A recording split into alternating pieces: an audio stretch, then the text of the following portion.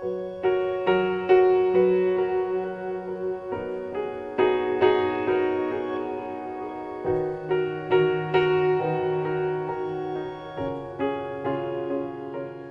말씀 듣기 전에 앞뒤 좌우에 한 주간 평안하셨습니까? 서로 한번 인사하도록 하겠습니다.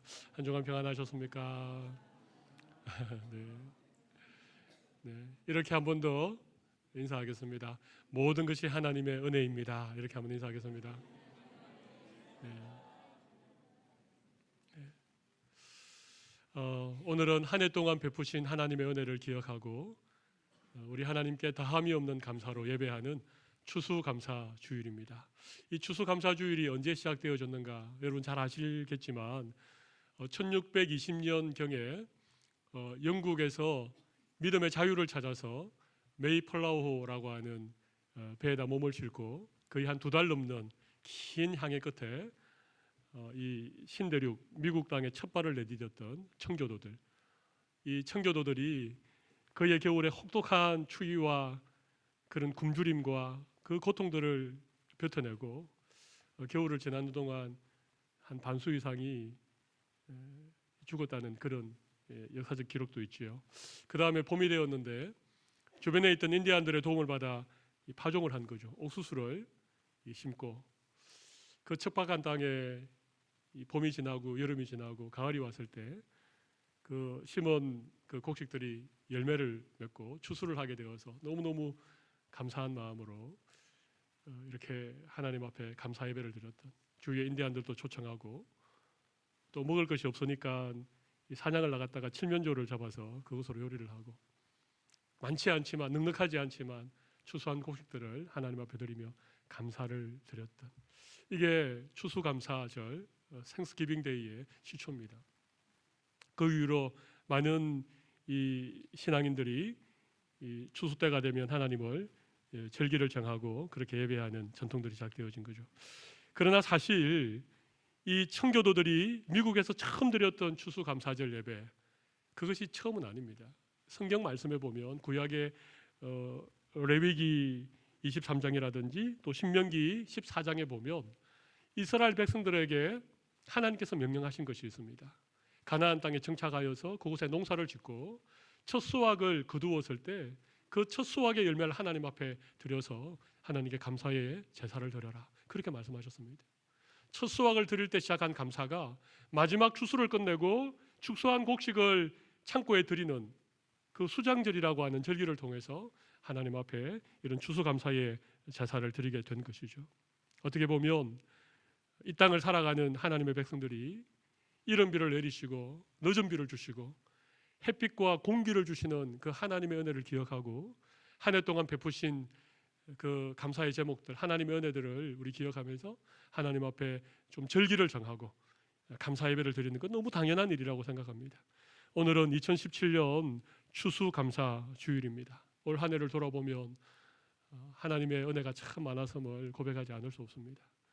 어느 해보다도 좀 어려웠고 많은 사건 사고가 있었던 한 해였지만 그래도 오늘 우리가 이 시간 하나님을 예배하는 자리에 나와 있는 것, 이거 자체가 하나님의 크신 은혜가 아닐 수 없습니다. 오늘 우리 하나님 앞에 한 해 동안 베푸신 은혜를 기억하고 다함이 없는 감사를 올려드릴 수 있는 귀한 시간이 되시기를 바랍니다. 오늘 저는 범사에 감사하라, 이런 제목으로 잠시 말씀의 은혜를 나누도록 하겠습니다. 감사에는 세 종류가 있습니다. 감사하는 사람은 세 종류가 있습니다. 첫 번째는 있어도 감사하지 않는 사람이 있습니다. 있어도 감사하지 않는 사람. 많은 것을 가졌는데 그 자기가 가지고 있는, 자기가 누리고 있는 것을 하나님의 은혜라고 생각하지 않고 내가 열심히 노력해서 내가 잘 살아서 내가 누리고 있다, 그렇게 생각하는 것입니다. 혹시 여러분들 중에 있어도 감사하지 못하는 사람들이 있습니까?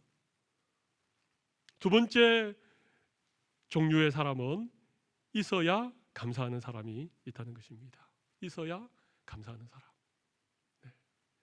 꼭 어떤 건강이 있어야, 좋은 일이 있어야, 감사할 만한 어떤 제목이 있어야 감사하는 거죠.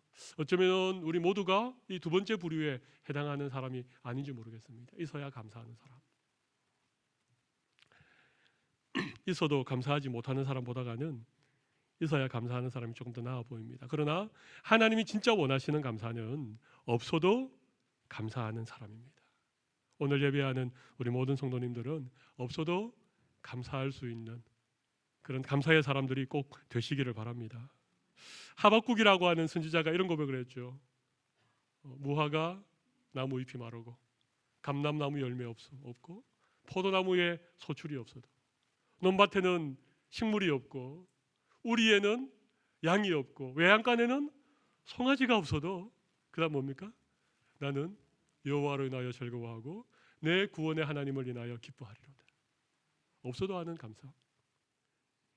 이것이 하나님을 믿는 모든 것이 하나님의 은혜입니다라고 고백하는 하나님의 백성들이 마땅히 드려야 될 감사가 아닌가 그렇게 생각을 합니다.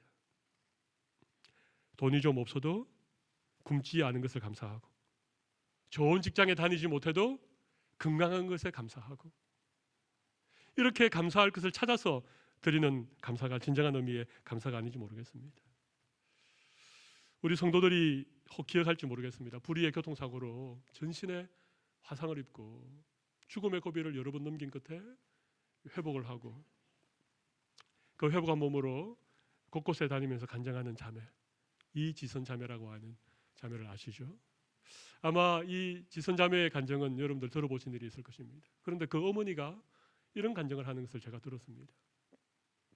사랑하는 딸이 불의의 교통사고 때문에 전신에 3도 이상의 화상을 입고 온몸에 붕대를 휘어감고 생사의 고비를 넘나드는 그런 순간에 하루에 딱 2번 그것도 15분씩 허용된 그 면회 시간에 이 어머니가 들어가면 온몸을 붕대로 휘감고 두 눈만 내어놓고 엄마만 바라보는 이 딸을 위해서 이 어머니가 모든 희망적인 얘기 모든 것이 아무 걱정 없다는 듯한 표정을 짓고 이 딸에게 용기와 희망을 줘야 되는 그 15분간의 그 시간이 너무너무 힘들었다는 것입니다. 엄마의 얼굴에서 엄마의 눈빛에서 엄마의 그 말 한마디에 모든 걸 걸고 있는 딸을 위해서 이 어머니는 너무나도 고통스럽고 절망스러운 상황이었지만 딸을 위해서 그 15분 동안 재밌는 얘기, 긍정적인 얘기, 희망에 관한 얘기를 하고 나면 면회 시간을 마치고 중환자실을 나오면 그냥 바닥에 쓰러져서 그냥 온몸에 힘이 빠지고 너무너무 밀려오는 슬픔을 억제할 수 없어가지고 팍 뭉그렀다는 것입니다. 그런 시간이 계속되는데 너무너무 힘든 그런 상황 속에서 어느 날은 딸의 병실에서 면회를 하는 동안에 놀라운 사실 한 가지 발견을 하게 된 것입니다. 이 딸의 전신을 다 붕대로 감고 있는데 딱 한 곳 손가락 하나는 화상을 입지 않은 것입니다. 그걸 발견하고는 손가락에는 화상을 입지 않았네. 그러면서 그 순간 정말 이 어머니의 마음에 진정한 감사가 고백이 되더라는 것입니다. 그렇게 손가락 하나가 움직일 수 있는 것을 감사하고 나니까 그 다음 날에는 그래도 두 눈이 보이는 것이 감사하다는 것입니다. 그렇게 하루하루 정말 절망할 수밖에 없는 그 순간에 감사의 제목을 발견하니까 그렇게 힘들고 그렇게 고통스러웠던 그 면회 시간이 오히려 감사의 고백이 있는 기쁨이 있는 그런 감사가 있었다는 그런 이지선 자매의 어머니의 간증을 들은 적이 있습니다. 여러분, 감사는 꼭 무엇이 있어야 하는 것 아닙니다. 아무것도 없지만 비록 무화과 나무 잎이 마르고 포도나무에 열매가 없고 논밭에는 곡식이 흉년이 들어서 없을지라도 난 여호와로 인하여 즐거워합니다. 난 구원의 하나님 때문에 기뻐하고 감사합니다. 이것이 진정한 감사가 아닌가 생각합니다. 그래서 오늘 사도 바울은 우리가 읽었던 본문 20절에 보면 범사에 모든 일에 우리 주 예수 그리스도의 이름으로 항상 아버지 하나님께 감사하라. 감사하라. 범사에 감사하라. 그렇게 말씀하십니다.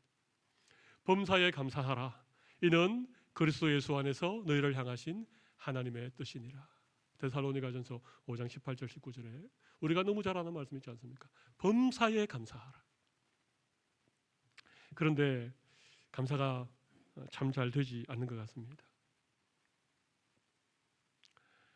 러시아의 대문호인 그 토스토예프스키는 인간을 가리켜서 감사할 줄 모르는 두 발 가진 동물이다. 너무 좀 극하게 표현을 했죠. 감사할 줄 모르는 두 발 가진 짐승, 이게 인간이라는 것입니다. 감사할 게 너무 많은데 감사할 줄 모르는 그런 동물이 우리 인간이라고, 그렇게 러시아의 대문호가 인간을 빗대어 얘기를 했습니다. 사도 바울도 디모데후서 3장 1절 2절에 보면 말세에 고통하는 때가 이를 것이다, 그렇게 말씀하시고 난 다음에 무엇이라고 말씀하는가 하면 사람들이 자기를 사랑하고 돈을 사랑하고 교만하고 무정하며 그 다음에 감사하지 아니한다, 그렇게 말합니다. 마지막 때가 되면 사람들이 자기를 사랑하고 돈을 사랑하고 교만하고 무정하고 감사하지 아니한다. 그 옛날에 비하면, 정말 못 먹고 못 살던 그 예전에 비하면 훨씬 잘 살게 되었는데, 모든 것이 더 풍족해졌는데, 문명이 발달해서 그렇게 좋은 것들이 많은 세상을 살아가면서도 오히려 감사를 잊어버리고 살아가는 그런 시대가 되었다는 것입니다.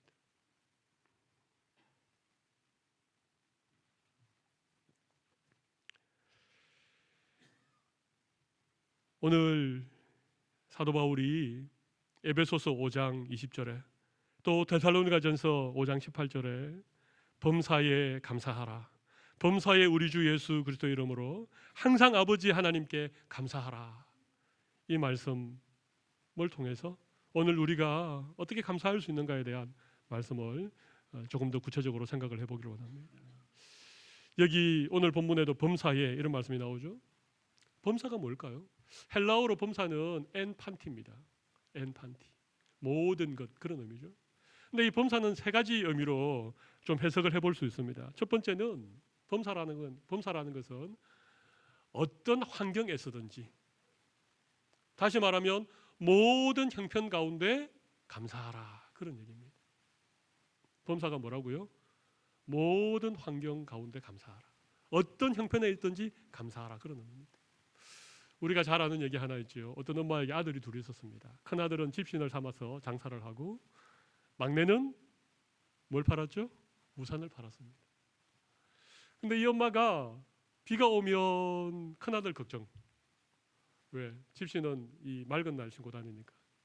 그래서 비가 오면 큰 아들 때문에 계속 걱정하고, 날씨가 맑은 날에는 우산 파는 작은 아들 때문에 늘 걱정 근심하고, 그렇게 살았다는 얘기 들어보셨습니까? 이걸 좀 뒤집어 보면 어떨까요? 이걸 좀 바꿔서 생각하면 어떨까요? 비가 오는 날에는 둘째 아들이 우산을 많이 팔아서 감사하고, 해가 쨍한 날에는 큰 아들이 집신을 많이 삼아서 파니까 큰 아들 때문에 감사하고, 그러면 이 어머니의 삶 가운데 감사할 일이 많았을 텐데, 비 오면 큰 아들 걱정, 해가 나면 작은 아들 걱정, 모든 환경, 모든 형편에서 우리는 감사할 수 있어야 된다는 것입니다. 범사라는 말은 모든 환경 가운데 감사하라, 그런 의미입니다. 두 번째, 이 범사라고 하는 단어 속에 담겨 있는 의미는 모든 사람으로 인하여 감사하라, 그런 의미입니다. 모든 사람, 물론 나에게 잘 대해주는 사람, 나를 사랑해주는 사람, 나를 아껴주고 나를 반가이 맞이해주는 사람으로 인하여서 감사할 뿐만 아니라 모든 사람으로 인하여 감사하라, 그런 의미니까 나를 좀 힘들게 하는 사람 때문에라도 감사해야 된다는 것입니다. 속 썩이는 자녀들 때문에 여러분 감사해 보셨습니까? 정말 말 안 듣는 남편, 속 썩이는 아내 때문에 감사해 보셨습니까? 교회 오면 정말 나를 힘들게 하는 어떤 집사님 때문에 혹시 감사해 보셨습니까? 여기 범사에 감사하라, 이 말은 모든 사람들로 인하여 감사하라, 그런 얘기입니다. 우리를 힘들게 하는 사람으로 인하여 어떻게 우리가 감사할 수 있겠습니까? 혹시 성경에 나오는 바로라고 하는 사람을 아십니까? 이집트, 애굽의 왕이었죠. 이 바로는요, 마음이 아주 강팍한 사람이었습니다. 아주 완고한 사람이었습니다. 그래서 이 바로가 모세를 얼마나 힘들게 했는지 모르겠습니다. 그런데 생각을 조금 바꾸어서 바로를 한번 바라보시기 바랍니다. 만약에 바로가 그냥 너무 순순하게 모세가 내가 이스라엘 백성들을 데리고 출애굽하겠습니다. 그랬을 때 그래, 어서 데리고 나가라. 만약에 그랬으면 이스라엘 백성들이 모세를 따라서 출애굽을 했겠습니까? 안 했겠습니까?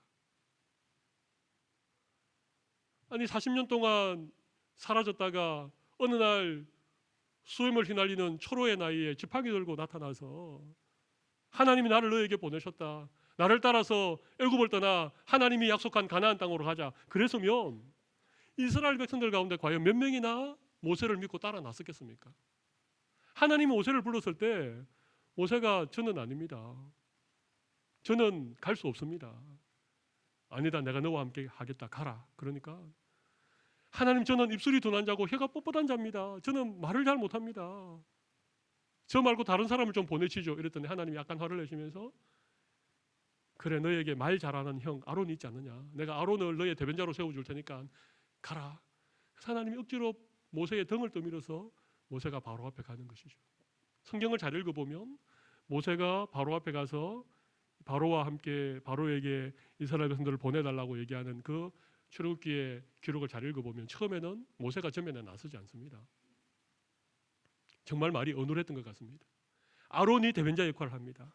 아론이 대신 바로에게 얘기하고 첫 번째, 두 번째, 세 번째 재앙들이 쏟아질 때 보면 아론이 계속 앞에 서서 그 재앙이 임하도록 하게 됩니다. 그런데 바로가 계속 강팍하게 약속을 했다가 어기고 또 재앙이 쏟아지고 이런 과정들을 통해서 모세가 점점 하나님의 능력에 대해서 믿음의 눈이 열리게 되는 것입니다. 그리고 그 바로와의 어떤 이 대결을 통해서 이 모세가 리더십을 계속해서 훈련받게 되는 것입니다. 그리고 다섯 번째 재앙으로 제가 기억하는데 그 땅에 있는 티끌을 공중에 날려서 그것이 독종이 되는 그 재앙은 모세가 직접 티끌을 손에 쥐고 공중으로 날립니다. 모세가 드디어 전면에 나서게 된 것이죠. 바로가 악역을 해주지 않았다면, 바로가 모세를 계속 힘들게 하고 계속 10번째 재앙이 진행될 동안에 그렇게 바로의 역할을 하지 않았다면 모세는 이스라엘의 지도자로서의 어떤 능력을 갖추지 못했을 것입니다. 그러나 바로가 그 역할을 해줬기 때문에 모세가 이스라엘 백성들을 이끌고 나가는 그런 위대한 지도자로서의 어떤 연단과 그런 훈련과 그런 어떤 힘들을 구비하는 그런 시간이 된 것이죠. 사랑하는 성도 여러분, 우리가 살아가는 동안 우리 곁에는 반드시 누가 있겠습니까? 반드시 바로가 있습니다. 반드시 있습니다. 그 역할을 누군가가 합니다. 내 자녀가 하든 내 배우자가 하든 내 부모가 하든 나랑 친하게 지내던 직장 동료가 하든 심지어는 교회에서 신앙생활하는 어떤 집사님이, 어떤 권사님이, 심지어는 목사가 그 역할을 하기도 합니다. 하나님은 우리에게 바로를 다 허락하셨습니다. 이 바로를 피하면 박바로가 아니고 저 바로가 늘 있습니다. 바로가 있는 이유가 있습니다. 나를 힘들게 하고 나를 괴롭게 하는 그 누군가가 있는 이유가 있습니다. 그 사람 때문에 우리가 좀 힘들지만 우리가 믿음이 성숙해져가고 우리의 인격이 온전해지고 원수까지 사랑하라고 하신 그 주님의 말씀의 진정한 의미를 깨닫고 사람을 사랑할 수 있는, 사람을 품을 수 있는, 사람들을 이해할 수 있는 이런 원숙한 신앙인으로 우리가 구비되어져 가는 것입니다. 바로가 없어지기를 기도하지 않으시기를 바랍니다. 나에게 누군가 바로 역할을 하는 그 사람 때문에 괴롭다, 못 살겠다, 저 사람만 없어지면 그렇게 기도하기보다 하나님 누군가를 나에게 바로로 붙여주신 것을 감사합니다. 누군가가 나에게 바로 역할을 하는 것을 오히려 감사합니다. 범사에 감사하라. 어떤 사람 때문에라도 감사하라. 그 말씀에 순종해서 여러분의 바로 때문에 여러분 감사해 보십시오. 그러면 그 바로는 여러분에게 더 이상 바로가 되지 않을 것입니다. 네. 여러분의 바로가 있으시죠? 예. 누구십니까? 네. 그렇다고 자청하여 내가 바로의 역할을 하리라 그렇게는 하지 마십시오. 네. 그러나 바로 때문에 감사해 보십시오. 감사하는 순간 하나님의 놀라운 은혜를 경험하게 될 것입니다. 세 번째는요. 첫 번째 범사라는 것은 첫 번째는 모든 형편에서 모든 환경에서 감사하라. 두 번째는 모든 사람들로 인하여 감사하라. 세 번째는 어떤 사건이라도 어떤 일이라도 감사해야 된다는 것입니다. 살아가다 보면 좋은 일도 있습니다. 기쁜 일도 있습니다. 당연히 감사해야 되죠. 우리에게 기쁜 일을 주시고 좋은 일을 하나님이 허락하셨는데도 그것을 감사하지 못하면 정말 어리석은 인생입니다. 좋은 일에는 반드시 감사할 수 있어야 되겠습니다. 하나님은 우리에게 생각하지 못한 보너스 같은 그런 기쁘고 좋은 일을 주실 때가 있습니다. 자녀를 낳고 기를 때 얼마나 기쁘고 감사한 일이 많습니까? 때로는 행복한 가정 때문에 또 어떤 성취 때문에 우리에게 좋은 일이 있으시죠? 하나님이 우리에게 좋은 일을 주셨는데도 감사하지 못한다. 감사할 줄 모른다. 그러면 하나님이 계속적으로 우리에게 좋은 일 주시리라고 저는 기대하지 못할 것 같습니다. 좋은 일에는 당연히 감사해야 되죠. 안 좋은 일, 나쁜 일에도 우리는 감사할 수 있어야 됩니다. 오늘 사도 바울이 에베소서를 언제 기록하고 있습니까? 범사에 감사하라. 범사에 우리 주 예수 그리스도 이름으로 항상 아버지 하나님께 감사하라. 감사하라라고 한 이 서신을 사도 바울이 어디에서 기록하고 있습니까? 에베소서는 옥중 서신 아닙니까? 감옥에서 기록하고 있는 것입니다. 감옥에 갇혀 있는 죄수의 몸으로 어떻게 감사할 수 있겠습니까? 근데 바울은 자기가 감옥에 죄수의 몸이 된 것도 감사했습니다. 데살로니가전서 5장 18절에 범사에 감사하라는 말씀이 나오는데 데살로니가전서는 이 종말론으로 유명한 성경입니다. 데살로니가전서 1장부터 5장까지는 각 장의 마지막에는 마지막 종말에 대한 예언이 계속 나오고 있습니다. 그 얘기는 데살로니가 교회의 성도들이 믿음 때문에 수많은 박해와 엄청난 환난을 겪고 있었다는 얘기입니다. 그러니까 그들이 간절히 주님 다시 오시는 날을 소망했죠. 이 땅이 너무 편하고 너무 좋으면 종말적인 신앙이 우리에게 생기지 않습니다. 예수님의 재림에 대한 그런 고대가 우리에게 생기지 않습니다. 그런 데살로니가 교회 성도들을 향해서 사도 바울이 범사에 감사하라. 그 얘기는 좋은 일만, 기쁜 일만 감사하라는 것이 아니라 안 좋은 일, 힘든 일, 나쁜 일도 감사하라는 것입니다. 왜 그런가 하면 우리의 삶 가운데 고난이 때로는 찾아오고 우리가 생각하지 못했던 나쁜 일이 비록 있을지라도 하나님이 그 일을 우리에게 허락하시는 것은 이유가 있는 것입니다. 우리의 믿음의 눈을 열어주시기도 하고 우리의 믿음의 연단을 통하여서 더 견고한 믿음의 자리에 우리가 올라가기도 하고 인내를 배우고 소망을 깨달아가는 그런 계기를 하나님이 만들어 가신다는 것입니다. 그래서 꼭 좋은 일에만 감사하지 마시고 나쁜 일에도 감사할 수 있는 우리 성도들이 되시기를 바랍니다. 나쁜 일에 감사할 수 있는 사람, 이것이 진짜 감사의 사람인 것입니다. 저는 성도들에게 어려운 일이 생겼을 때 하나님께 기도할 때 두 가지를 기도합니다. 하나는 하나님께서 은혜를 베푸셔서 지금 고난 가운데 있는 어떤 질병 가운데 있는 경제적으로 큰 공경에 처해 있는 우리 성도들에게 하나님 꼭 은혜를 베풀어 주셔서 그 어려움을 잘 이겨나갈 수 있도록 하나님 도와주십시오. 그게 제가 첫 번째 하는 기도입니다. 근데 저는 그 기도만 하는 것이 아닙니다. 또 한 가지 더 하는 기도가 있습니다. 하나님 아버지, 우리 성도들에게 어려움이 생겼는데 지금 고난의 시간을 보내고 있는데 지금 어떤 질병 때문에 자녀 문제 때문에 많이 힘들어하고 있는데 하나님 오히려 그 일을 통해서 우리 성도님의 믿음이 더 견고해지기를 원합니다. 우리 성도들이 그 고난 가운데 믿음의 눈을 열어 주님을 바라볼 수 있는 그런 믿음의 어떤 체험을 하는 그런 계기가 되기를 원합니다. 저는 이렇게 기도합니다. 왜냐하면 하나님 우리에게 결코 나쁜 것 주지 아니하시는 분이기 때문에 그렇습니다. 지금 당장에는 힘들어 보이고 그것이 좀 어려워 보이도 하나님께서 그 일을 통하여 더 큰 은혜를 예비하고 있다는 사실을 알고 있기 때문에 저는 하나님께 그렇게 기도합니다. 하나님, 우리 성도들이 고난을 겪으면서 믿음의 눈이 열려서 하나님을 만나게 해주시고 신앙의 연단을 통하여 더 온전한 믿음의 인격을 가질 수 있는 우리 성도들이 되게 도와주시옵소서. 그러면 하나님 앞에 오히려 고난을 통하여서도 감사할 수 있는 것입니다.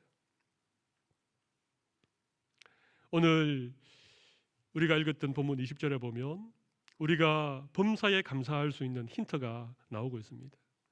20절을 다시 한번 보십시오. 범사에 우리 주 예수 그리스도의 이름으로 항상 아버지 하나님께 감사하라. 우리가 모든 일에 어떤 형편에서든지 어떤 사람 때문에든지 어떤 일을 만나도 감사할 수 있는 이유는요, 예수님의 이름 때문에 그렇습니다. 예수님의 이름 때문에 범사에 감사할 수 있는 여러분들이 되시기를 바랍니다. 예수님을 생각하며, 예수님의 십자가를 생각하며, 예수님이 나를 위해서 십자가에 죽으시고 모든 죄와 사망의 권세를 깨뜨리시고 부활하신 것을 생각하면 우리 감사할 수 있습니다. 부활 성천하셔서 하나님 보좌 우편에 계시면서 지금 또 우리를 위하여 기도해 주고 계시는 그 예수님 생각하면 어떤 상황 속에서도 감사할 수 있습니다. 언젠가 구름 타고 천군 천사의 호령과 나팔 소리로 이 땅에 다시 오실 그 예수님 생각하며 만왕의 왕이 되셔서 처음에 이 땅에 오셨을 때 너무 초라하고 너무너무 낮은 자리로 오셨지만 우리 주님 다시 오시는 그날은 영광 가운데 천사장의 호령과 나팔 소리로 온 세상을 다스리는 왕으로 온 세상을 심판하는 심판의 주로 이 땅에 오시는 그날, 예수 잘 믿는 끝까지 믿음 지켰던 우리들을 영원한 본향으로 새하늘과 새 땅으로 인도하실 그 주님을 생각하면 어떤 상황 속에서도 우리 기뻐하고 감사할 수 있는 것입니다. 이런 감사가 여러분에게 넘쳐나기를 바랍니다. 또 하나의 힌트는 항상 아버지 하나님께 감사하라. 하나님이 나의 아버지이시기 때문에, 하나님이 나의 아버지이시기 때문에 어떤 상황 속에서도 감사할 수 있는 여러분들이 되시기를 바랍니다. 여러분 부모님에 대해서 만족하십니까? 아니면 여러분의 부모님에 대해서 여전히 마음에 아쉬움이 있으십니까? 그러나 하나님이 나의 아버지라고 하는 이 사실 때문에 어떤 일에도 감사할 수 있기를 바랍니다. 좋으신 아버지, 너희가 악한 자라도 자식에게 좋은 것 줄 줄 알거든 하물며 너희 하늘 아버지께서 구하는 자에게 좋은 것 주시지 않겠느냐. 우리에게 항상 좋은 것 주시는, 그냥 우리가 보기에는 당장 보기에는 그게 좀 나빠 보이고 힘들어 보이고 어려워 보이도 우리의 아버지이신 하나님께서 항상 우리에게 좋은 것 주신다라고 하는 이 사실을 믿는 믿음으로 범사에 감사할 수 있는 우리 모든 성도들이 되시기를 바랍니다. 10여 년 전에 제가 서울의 한 교회를 섬길 때 어떤 집사님이 계셨습니다. 조그만한 한 4살 좀 되어 보이는 아들 데리고 교회 나오는 집사님이셨는데, 이 집사님은 그 구로구 독산동에서 우유를 배달하는 집사님이셨습니다. 구로구 독산동이 어딘지 모르시죠? 서울에 좀 못 사는 동네입니다. 가난한 동네. 거기서 우유 배달하면서 생활하는 집사님이셨는데, 이 집사님에게 남편이 있었는데 구로구에는 봉제 공장 많으니까 공장에서 일을 하는 남편이었습니다. 근데 이 남편이 맨날 술 먹고 늦게 들어오는 겁니다. 그런데 그냥 술만 먹고 늦게 들어오는 것까지는 그래도 참을 수 있는데 아직까지 확실한 물증은 잡지 못했지만 뭔가 이상한 낌새가 있는 것입니다. 어떤 낌새인지, 낌새를 채웁니까? 뭔가 이상한. 네. 그러니까 이 집사님이 늘 힘든 거예요. 늘 너무너무 힘든 겁니다. 살기도 빠듯한데 남편이라고 하나 있는 사람은 늘 술 먹고 늦게 들어오고 거기다가 요즘은 좀 이상하기까지 하고 너무 괴로워하고 너무너무 힘들어하는데 이 집사님을 케어하던 주변의 집사님들이 아니다, 그래도 남편이 있는 게 얼마나 감사한지 모른다. 남편 없어봐라 얼마나 무시당하고 그래도 술 먹는 남편, 바람 피는 남편이라도 남편 있는 것이 너무 감사하니까 감사해라, 감사해라. 계속 그렇게 주위에서 권면하고 이렇게 말씀으로 적용하라 그러니까 이 집사님이 그래 남편 있으면 감사해보자 그렇게 마음에 결심을 하고 하루는 남편이 벗어놓은 옷 주머니에다가 셔츠 주머니에다가 우유 팔아 번 돈 약간과 조그마한 쪽지를 적어서 넣었답니다. 저녁은 그러지 말고 꼭 드세요. 그렇게 정말 대단한 적용을 했죠. 이 쪽지를 받아든 남편이 회개하고 새 사람이 되었을까요? 그랬으면 얼마나 좋겠습니까만은 그렇지 않았습니다. 네. 여전히 술 먹고 여전히 늦게 오고 심지어는요 셔츠에 이상한 빨간색 자국이 그랬는데 이 집사님의 마음이 더 이상 지옥이 아니었답니다. 그냥 그래도 그 남편 때문에 감사하고 그 남편 때문에 감사하니까 사랑하니까 이 집사님의 마음이 천국이 되었다. 그 간증을 직접 들은 적이 있습니다. 그 뒤로 이 남편이 어떻게 됐는지 제가 잘 모르겠습니다. 제가 말씀 준비하면서 꼭 한번 확인을 해봐야 되겠다. 제가 한번 최근의 소식을 확인하고 다음번에 기회가 되면 여러분에게 그 이후에 남편이 어떻게 되었는지에 대해서 좀 말씀을 드리겠습니다. 어쩌면 여전히 남편은 술 먹고 늦게 들어오고 그렇게 살지 모르겠습니다만은 적어도 이 집사님의 마음은 더 이상 남편 때문에 지옥을 살지는 않을 겁니다. 그런 남편을 위해서 기도하고 그런 남편을 사랑하고 그런 남편이라도 감사하는 마음으로 살아가면 정말 하나님께서 마음에 천국 같은 은혜를 주시리라고 믿습니다. 우리 감사합시다. 하나님 앞에 감사합시다. 범사에 감사하는 어떤 환경 속에서도 어떤 일을 만나도 어떤 사람 때문에라도 우리 감사할 수 있으면 적어도 하나님께서 감사하는 자들의 심령 가운데 천국 같은 은혜를 경험하게 하실 줄로 믿습니다. 그러면 마지막으로 어떻게 감사할 것인가? 어떻게 감사할 것인가? 제가 오늘 본문을 에베소서 5장 18절에서 21절까지 그렇게 소개해 드린 이유가 있습니다. 감사는 우리의 힘으로는 안 됩니다. 내 믿음으로는 범사에 감사하는 것 거의 불가능합니다. 그럴 수 없습니다. 그래서 오늘 18절 말씀 보십시오. 술 취하지 말라. 이는 방탕한 것이니 그 다음 뭡니까? 오직 성령으로 충만함을 받아라. 성령 충만해야 성령께서 우리 가운데 기름 부어주시고 성령께서 우리에게 충만히 역사하셔야 우리가 하나님을 찬송하고 모든 것을 감사할 수 있는 감사의 사람이 되는 것입니다. 성령 충만한 사람에게 나타나는 증거는 다른 것이 아닙니다. 성령 충만함을 받은 사람들에게 나타나는 증거는 다른 것이 아닙니다. 불평하고 원망하고 염려하고 걱정하는 사람이 성령 충만 받으면 하나님께 노래하고 하나님을 찬송하고 모든 일에 감사의 사람으로 변화되게 되는 것입니다. 오늘 성령 충만함으로 감사의 사람으로 변화되는 오늘 이 아침이 되시기를 바랍니다. 그러면 감사를 어떻게 할 것인가? 우리 다 같이 시편 116편의 말씀을 한번 찾아보겠습니다. 혹시 성경을 가져오신 분들은 시편 116편 12절에서 14절 말씀 제가 한번 읽어드리겠습니다. 내게 주신 모든 은혜를 내가 여호와께 무엇으로 보답할까? 내가 구원의 잔을 들고 여호와 이름을 부르며 여호와의 모든 백성 앞에서 나는 나의 소원을 여호와께 갚으리로다. 12절에 하나, 13절에 하나, 14절에 하나, 세 가지 단계, 감사하는 세 가지 단계가 나옵니다. 첫 번째는 내게 주신 모든 은혜를 내가 여호와께 무엇으로 보답할까? 무엇으로 보답할까? 감사하는 마음이 생기게 되는 것입니다. 감사하는 마음으로부터 시작하는 것입니다. 감사하는 마음이 깨달아질 때에 하나님의 은혜가 확인될 때에 우리의 마음에 무엇으로 보답할까 이런 마음이 생겨나기 시작하는 것입니다. 그리고 두 번째는 내가 구원의 잔을 들고 여호와의 이름을 부르며 내가 구원의 잔을 들고 여호와의 이름을 부르며 하나님 앞에 고백하는 것이죠. 하나님께 영광 올려드리고 하나님께 감사의 고백을 하는 것이죠. 제가 언제 누가복음 17장 말씀으로 설교할 때 고침을 받은 10명의 나병 환자 가운데 한 사람만 돌아와서 하나님께 영광 돌리고 예수님께 감사했던, 그러면서 제가 이런 말씀 드렸죠. 감사하지 않는 감사는 감사가 아니다. 표현하지 않는 감사는 감사가 아니라고 했습니다. 감사는 표현할 때, 감사는 고백할 때 진정한 감사가 되는 것입니다. 우리의 마음에 감사의 마음이 생겼습니까? 그러면 반드시 그 감사를 고백하십시오. 그 감사를 표현하십시오. 말로써 하나님께 감사합니다. 모든 것이 하나님의 은혜입니다. 하나님께 영광 올려드립니다. 이런 입술의 고백이 우리 감사의 두 번째 단계죠. 세 번째는 14절 말씀, 여호와의 모든 백성 앞에서 나는 나의 소원을 여호와께 갚으리로다. 감사의 열매, 감사의 어떤 구체적인 어떤 그런 예물이 필요하다는 것입니다. 여호와께 갚으리로다. 그런 우리의 마음의 감사가 우리의 입술의 고백으로, 그리고 구체적인 삶의 열매로 하나님 앞에 드려질 때 그것이 진정한 의미의 감사인 것입니다.